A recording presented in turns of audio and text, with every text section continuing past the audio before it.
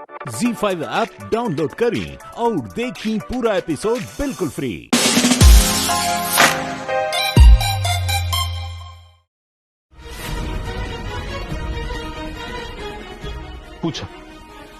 पूछो जौन सवाल पूछे के बतौरा के। अरे पूछा पीहू के मम्मी जी, बहुत तोहरा के सवाल जवाब करे के रहा ना, तो करा। पीहू के पापा, हमरा के तो हमारे हर सवाल के जवाब मिल गए। हम जौन कुछ भी रउआ से पूछल चाहत रहनी हनु, उस सबका जवाब हमरा के मिल गए। सवाल का जवाब मिल गई? अरे हमरा सामने ना ये नाटक कैला का जरूरत नहीं है, बुझा गेल ना। अरे यही सवाल जवाब खातिर ना सबकर सामने अमरेंद्र तिवारी बोलने रहलू हा, और सबकर सामने हमार हाथ पकड़ के कमरा में लेके चलत रहलू हा, यही खातिर ना हमरा के खींच के लिए आवत रहलू हा। तो पूछा ना आप सवाल। पीहू के पापा, हम सच कहा तानी, हमरा के जवन जवाब चाहे के रहनु वो हमरा के मिल गई। अरे जब रउआ के हाथ पकड़कर अंदर लावे के चाहत रहनी है तो सब क्यों हमरे खिलाफ रहे, लेकिन बस रउआ हमारे साथ आवे खातिर तैयार हो गई। पापा मम्मी के साथ चला जाना पापा, प्लीज पापा, प्लीज हमरा बात मान लेना पापा। यही से कि पीहू जब रउआ से कहलन हमरे संग जाए खातिर, रउआ तैयार हो गई नहीं।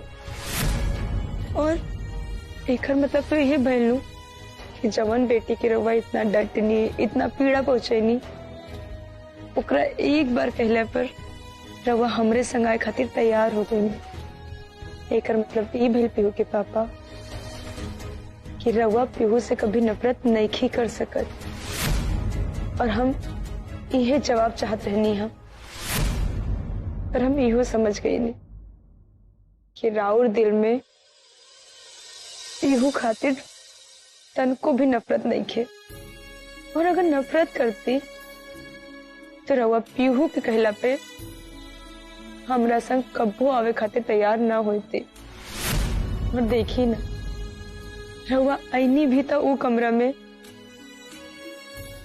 जवन कमरा में रउआ हमरे और पीहू के संग रहत रहनी है। पीहू के पापा, ये सब देखला और समझला के बाद ही हमरा के हर सवाल के जवाब मिल गई। अरे हम तो ये कमरा से कब का निकल गए रहनी है। एक कमरा में तो रउआ माते और नईकी दुल्हन के संग रह रहल बानी, लेकिन जैसे ही रउआ हमरा के एक कमरा में ले आईनी है, हमरा लागल है कि जैसे अभी भी हमारी कमरा पे हक बा, और ऐसे ही रउआ प्यार पे भी हमार हक बा। और एक कमरा के जैसे ही रउआ कैसे रात रात भर जाग के पीहू के ध्यान रखत रहनी है। अरे ओकर अगर तन को भी तकलीफ होत रहनु तो रउआ छोट लइकन के निहन फूट फूट के रोवे लगत रहलन है, और फिर रउआ कैसे आंसू पोछे गात रहनी है कि अगर लोग दिखेन तो फिर कहियन कि हम कैसन दबंग बानी कि अपन छोट सी बच्ची की रोवत देखकर हम रोवे लगनी है।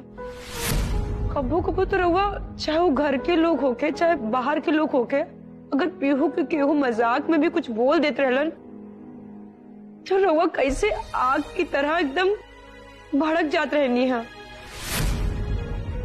आखिर हमरा ये समझ में नहीं आवत कि अपन बेटी से ई कदर प्यार करे वाला इंसान आज इतना कैसे बदल गई बा। पीहू के पापा, हमरा तो आज यही सोच सोच के रुवाई आवत बा कि ऐसे कैसे रउआ इतना बदल गई नी। बताई ना हमरा के, रवा के ऊपर केहू जैसे हमार और तोहार रहल हा, अब कमरा में हर वो सामान फिर से लौट आयल बा जौन हमार और तोहार रहला। अभी कमरा हमार और तोहार रिश्ता के फिर से जिंदा कर देले बा। यही से अब तोहरा के जवाब देवे में भी बनी। तोहार और हमार रिश्ता बारिश में पड़ल पटुआ नियन सड़ चुकल बा। अब वो पटुआ के छिलका नियन ही बास मार रहल बा। और अब पटुआ के दाढ़ी लेखा भी ये रिश्ता में कुछ रह नहीं खे गई। और जैसे पटुआ के सड़ल दाढ़ी फिर से खेत में लगा के ओके हरा भरा नहीं खे कल जा सकत, वैसे ही ये रिश्ता के भी अब जिंदा ना कर सकेला। क्यों? हमनी के रिश्ता हमेशा हमेशा खातिर खत्म हो गई बा, खत्म हो गई बा। और मर चुकल रिश्ता के निशानी कमरा के बिना आज हम शमशान की तरफ बदल के रखते। तू देखा था बस, तू देखा था बस।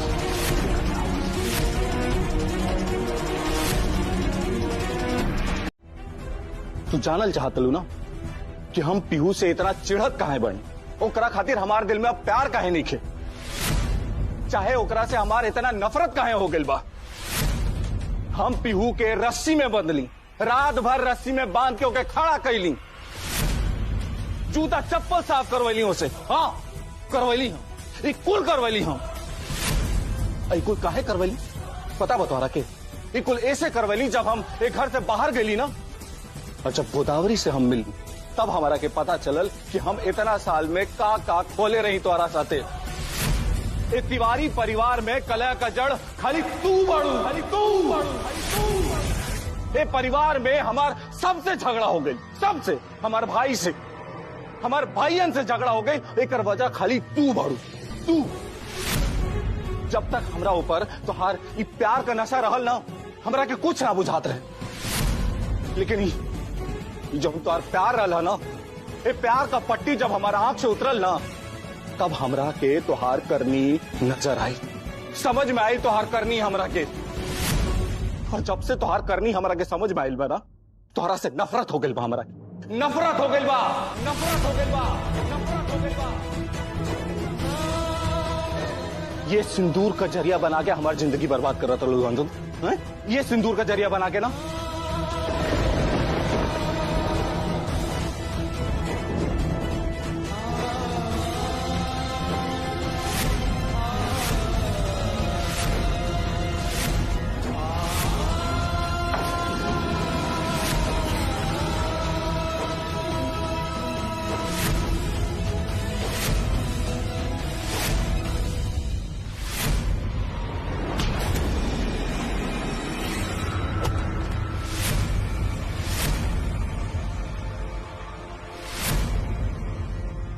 सवाल के जवाब चाहत रहा ना तोहरा के, हैं? तोहार एक एक सवाल का जवाब दे बाज हम, एक एक सवाल का। देख लो ना, एगो सवाल का जवाब मिलल, मिलल ना।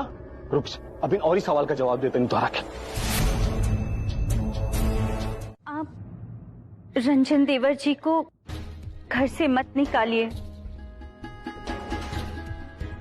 रंजन देवर जी जो भी कुछ कहते हैं करते हैं, वो सब बहन के लिए ही तो करते हैं।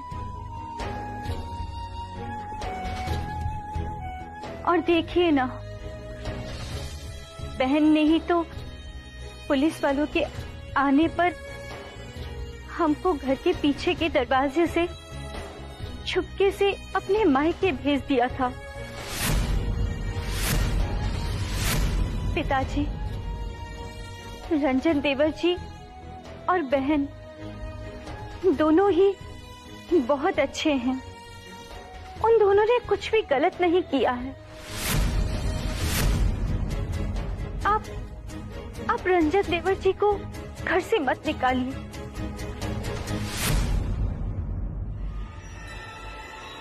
जाइए थे, निकल जाइए घर से।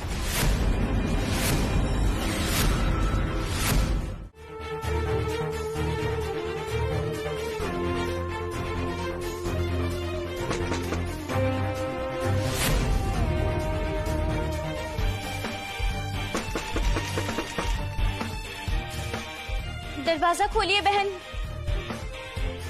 अमर जी, दरवाजा खोलिए, हम गोदावरी बोल रहे हैं। इनको क्या हो गया है?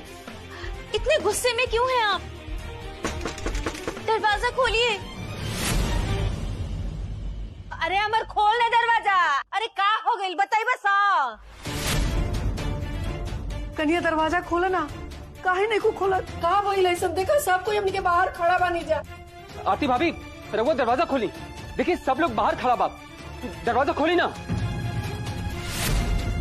भौजी रउआ दरवाजा खोली काहे कि सबके पता चल गइल बा कि रउआ संगे जवन कुछ भी हो रहल बा गलत हो रहल बा।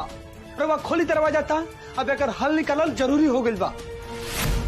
देर लगले बोले रे रावे चुप। हटा हटा, हमरे कुछ करे पड़ी। हटा तू लोग, हटा। अमर, अरे तारा सुनाई नहीं चला क्या? खोल दरवाजा। अगर तारा के सुनाई नहीं खेते तब मर थनी दरवाजा में 1 लात की टूट गई। अरे ये अंदर क्या हो रहा बा? खोल दरवाजा। कि कन्या के इतना मन बढ़ गइल बा कि हमारे बेटा बा के इतना सहता। अरे इनकरा के दूध लेकर उठावना दिहल जाए सवेरे शाम तब ठीक रहती। 4 थप्पड़ सवेरे 4 थप्पड़ रात के, तब इनकर दवाई ठीक लागी। अरे हमारे बेटे के पगला के रख ले भी आई औरत। अरे खोल बेटा खोल। अरे घर में कौन ही बिगिल लगा के रख ले भी औरत।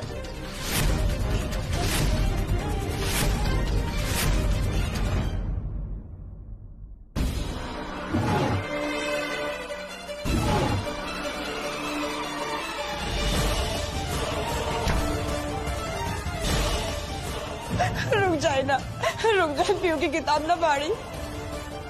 सुनी ना, अगर वो किताब पढ़ दे तो पढ़े कैसे जाए? ना पढ़ी, हाथ जोड़ दे कि मैं छोड़ दे, किताब छोड़ दे। अरे अंदर क्या हो रहा बा? अरे सुना नहीं कहता रहा। खोल।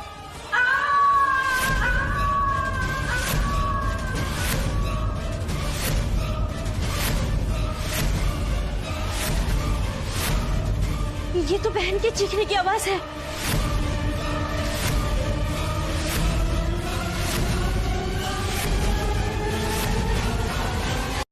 ZEE5 ऐप डाउनलोड करें और देखें कुल एपिसोड एकदम फ्री।